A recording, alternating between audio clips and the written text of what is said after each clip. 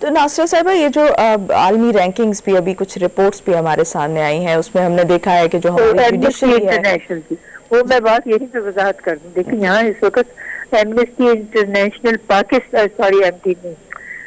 Transparency international Pakistan کی spokes person میں ہوں، کیونکہ ہماری صدر ہیں محترمہ یاسمین لاری، وہ ملک سے باہر ہے.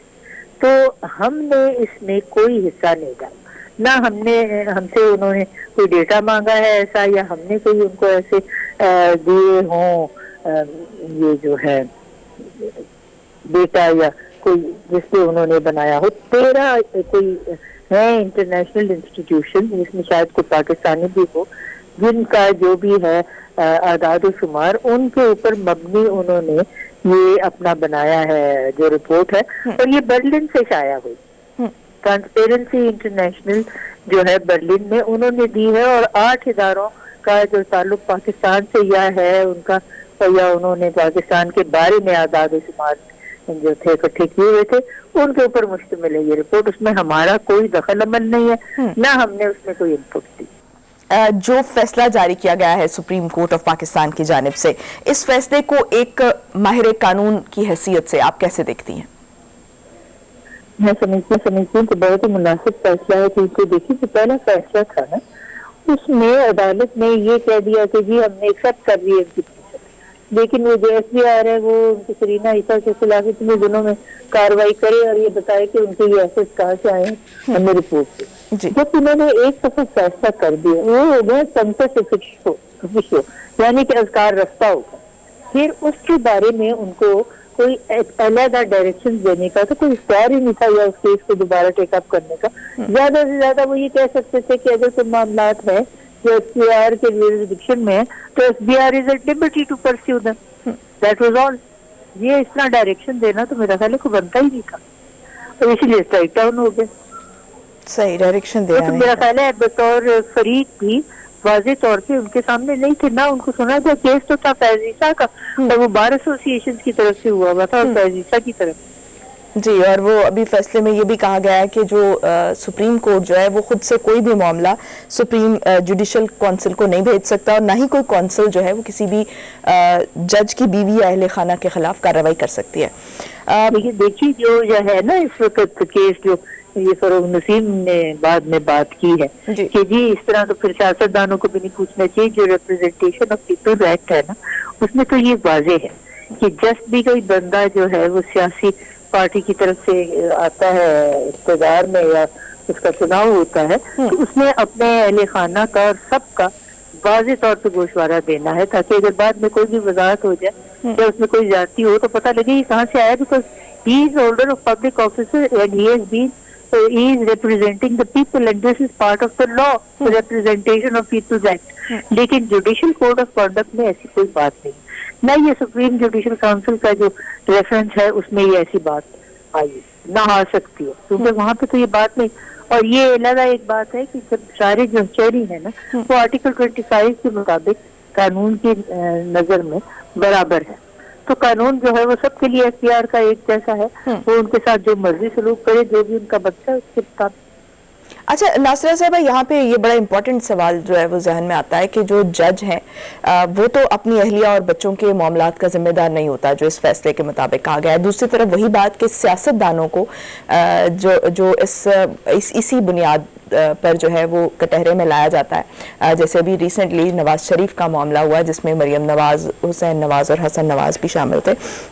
تو یہ کیس فائز عیسیٰ کے کیس سے کس طرح سے مختلف ہے، اور کیا اس کو یہ جو ابھی فیصلہ جاری کیا گیا ہے یہ ان کے کیس میں بھی پریسیڈنٹ کے طور پر استعمال ہو سکتا ہے؟ کس کے کیس میں؟ نواز سیاستدانوں کے کیس میں نہیں ہو سکتا. دیکھیے قاضی فائز عیسیٰ جو ہے وہ عدلیہ کی طرف سے ہیں، اور ان کے اوپر وہ لگتا ہے جو ہے سپریم جوڈیشل کاؤنسل کا ریفرنس، اور اس کے بارے میں عدالت نے کہہ دیا کہ جی یہ میلا فائڈ ہے کہ یہ بدعنوانی پہ جو ہے مبنی. اب جب یہ بات ہو گئی وہ کیس ختم ہو گیا، قاضی فائز عیسیٰ کی طرف سے تھا اور بار ایسوسی ایشن کی طرف سے. تو پھر سرینا عیسیٰ کے بارے میں جو فریق بھی نہیں تھی اسپیکنگ، ان کے بارے میں یہ انسٹرکشن دے دینی ایس پی آر کو اور کتنے دنوں میں آپ کے پریزنٹ کرے، یہ بات کچھ جو تھی نا یہ ان کی دائرہ اختیار میں آتی ہی نہیں تھی، نہ ان کو مناسب تھی کہ یہ بات کرتے. تو اس لیے وہ स्ट्राइक डाउन हो गए। सही, ठीक हो गया। अच्छा नासिरा साहबा, ये जो तफसीली फैसले में ये कहा गया है कि आइन के मुताबिक जो बेंच का अक्सरियती फैसला होता है वही सुप्रीम कोर्ट का फैसला तस्वर किया जाता है, जबकि जो जजेस हैं जिन्होंने मरकजी केस में फैसले से इख्तलाफ किया वो नजर सानी केस में फैसला हक में दे सकते हैं। जज अपने ही दिए हुए फैसले की नजर सानी केस में तस्हीक कर सकते हैं। इस एक जो ये बुनियादी पॉइंट जो इस तफसीली फैसले में कहा गया है, इसको ज़रा एलेबरेट कीजिएगा प्लीज़ कि क्या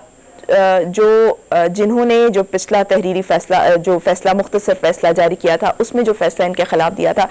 क्या उसी फैसले में ये अपने आप अपने फैसले में तब्दीली कर सकते हैं नजर सानी केस में? ये नजर सानी केस जो है ये तो एक मुख्तलिफ अदालत है ना। जो पहला केस है ये वही लोग चाहे उनमें हो, लेकिन ये लार्जर बेंच है एक तो, और दूसरी बात ये है कि ये अब असर नौ अदालत की तश्कील हुई। ये जो अदालत अक्सरियत से फैसला करेगी ये जो है ये उस पहले फैसले के ऊपर रखेगा, तरजीह रखेगा, क्योंकि ये उसका वो है क्या उसको कहते हैं रिव्यू है। अब इसके बाद तो देखिए दुनिया में तो कोई मेरे ख्याल से कोई मजीद फैसला नहीं हो सकता, हमारे कानून और आइन में इसकी गुंजाइश ही नहीं।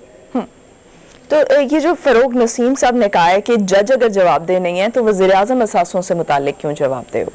देखिए उनका तो कानून कहता है, जो रिप्रेजेंटेशन ऑफ पीपल्स एक्ट है उसमें लिखा हुआ है कि उनके गोशवारे उन्होंने दाखिल करने हैं अपने बीवी बच्चों एलियाल के सबके, ताकि क्योंकि हमने उन पे देखे ना, हमने उनको अपने एतमाद दिया है एक किस्म का सारे वोटर्स ने। तो जब वोटर ने दिया है तो फिर उसको ठेस भी तो नहीं ना पहुंचनी चाहिए, और जब उसको ठेस नहीं पहुंचनी चाहिए तो उसका तरीका यही है कि जो उनके एहसासे या उनके अहलो याल के थे जिस दिन वो इलेक्ट हुए हैं, और वो लिखा हुआ है रिप्रेजेंटेशन ऑफ पीपल्स एक्ट में कि उन्होंने ऐलान करना है, और उसमें तब्दीली आई तो वो कहाँ से आई। और बाकी जो है ये जो है अपना इंतजामिया के लोग, उनके ऊपर प्रिवेंशन ऑफ करप्शन एक्ट लगता है, और जो है अपने अदलिया के लोग उनके ऊपर रेफरेंस होती है, लेकिन फिर वो जो है वो बदनीयती पे मबनी तो नहीं हो सकती, और वो सिर्फ उनके बारे में होती है, वो उनके अहलो-याल के बारे में नहीं है। अखलाकी तौर पे अगर वो दाखिल करना चाहे, जैसे मेरे शौहर जो थे वो थे जज या चीफ जस्टिस थे, तो जब उनको गोशवारा दाखिल करना होता था अकॉर्डिंग टू द जजेस कोड ऑफ कॉन्डक्ट, तो मैंने कहा जी आप मेरा भी साथ लिख दीजिएगा, क्योंकि मैं तो एक कारोबारी खानदान से ताल्लुक रखती थी, तो जो भी है सामने वो हो, ताकि बाद में कोई नमाई होने का मौका ही ना निकले या कोई ऐसी बात जो है नहीं। तो जब उनके पास ऐसे एहसासे थे जिनसे कोई वजाहत नहीं थी कि ये कहाँ से आया, तो ये तो उनको पहले ही जाहिर कर देना चाहिए था अपने गोशवारे में। लेकिन ये अखलाकियात का मसला है, ये कानून का मसला नहीं है, क्योंकि कानून उनको पाबंद नहीं करता इससे। वो कहते हैं कि बीवी बच्चों के अपने अपने गोशवारे, इनका गोशवारा अपने